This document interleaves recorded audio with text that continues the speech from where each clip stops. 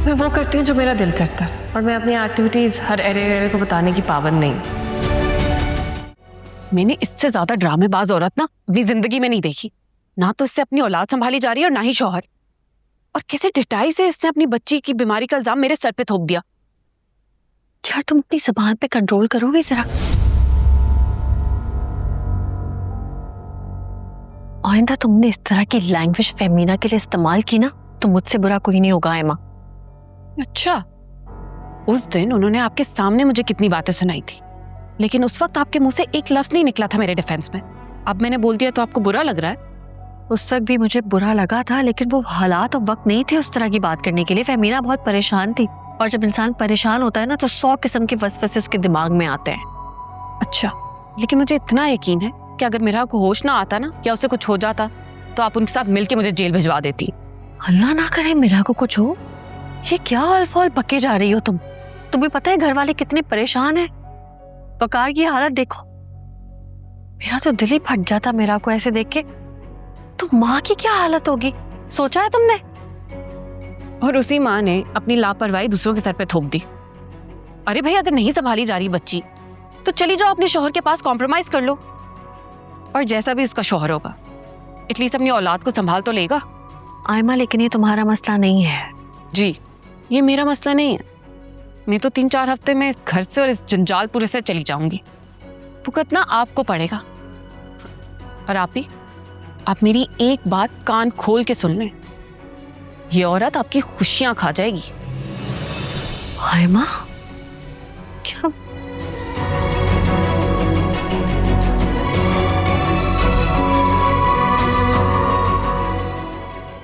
क्या बोलती रहती है ये?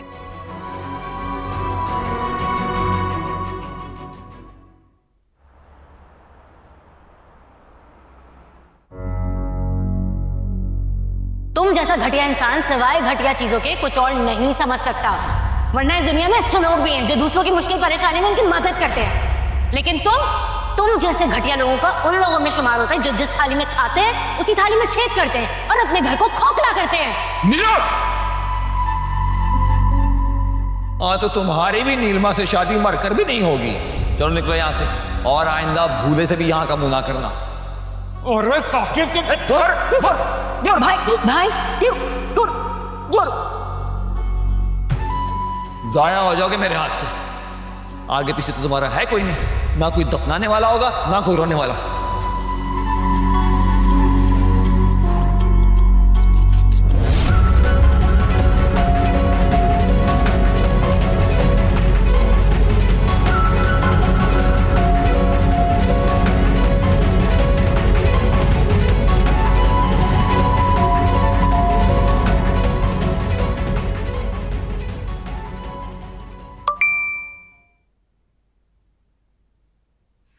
जान से प्यारी दोस्त को पहली शादी की सालगिरह बहुत बहुत मुबारक हो। मेरी दुआ है कि आगे अब जितने भी दिन आए उसमें तुम्हारे लिए खुशियों की बरसात हो। Thank you so much. I love you.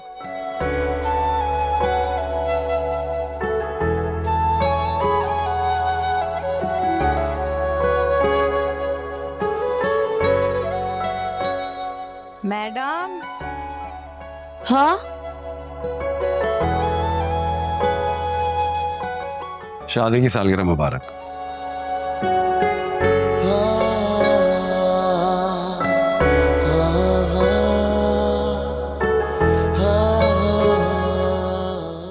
आपको याद था?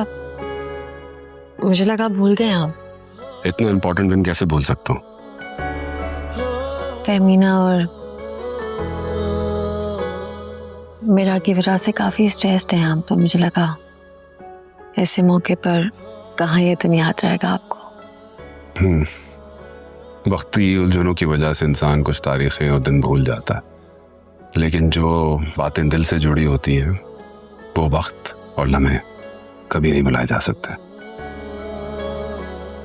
लेकिन ना ही वो वक्त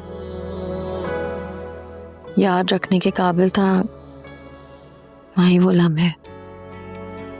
वो वक्त और लम्हे मेरे लिए बहुत हसीन है।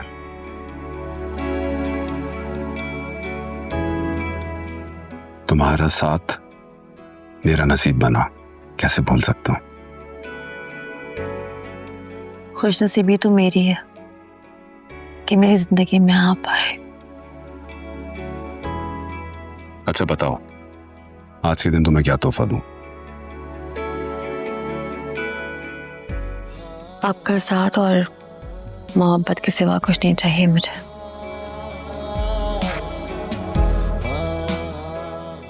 वादा रहा रोशनी, हमेशा सिर्फ तुम्हें मोहब्बत करूंगा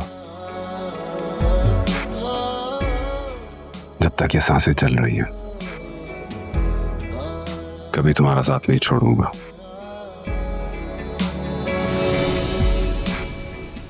और ये हाथ तभी छूटेगा जब मेरी सांसें रुक जाएंगी। क्या हो गया आप? सुबह सुबह कैसी बातें कर रहे हैं? ऐसे मत बोले। चलो आओ तो फिर अच्छी बात करते हैं, जीने की बातें करते हैं।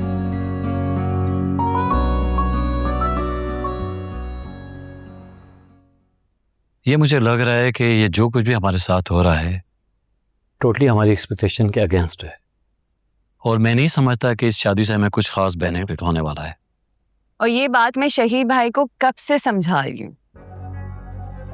मैं तो समझ रहा था जो इतना क्लोज लिंक है वकार का आयमा के साथ, डेफिनेटली हमें भी कोई ना कोई फायदा होगा उससे। अभी तक मुझे तो कुछ नजर नहीं आ रहा है ऐसा, और मुझे गुस्सा इस बात पे आ रहा है कि आयमा की बहन ने साफ साफ मना कर दिया है कि वो वकार की रेपुटेशन, उसका नाम और उसकी दौलत अपनी बहन की शादी पे बिल्कुल भी यूज नहीं करेगी। फिर तुम्हें बताओ, हमें इस इवेंट पे इतना लंबा चौड़ा खर्चा करके फायदा क्या होगा? मैं तो ये चाहता था कि मेरे सर्कल को पता चले कि हम किस आदमी से अपना रिश्ता जोड़ने जा रहे हैं। नहीं, आई थिंक आप सही कह रहे हैं। It seems all useless. क्या शादी के इवेंट? I think both.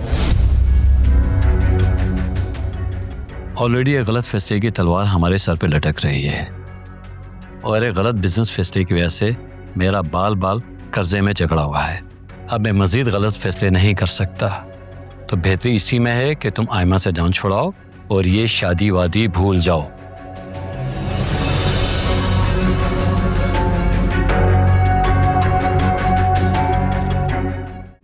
समझी तुम?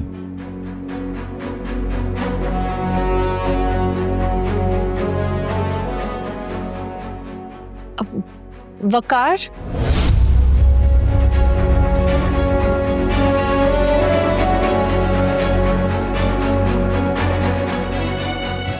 आपका फोन काफी देर से कोई कॉल कर रहा था। Thank you.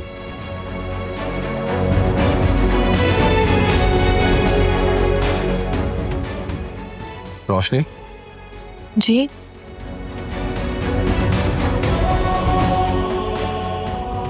कुछ नहीं जी। अस्सलाम वालेकुम।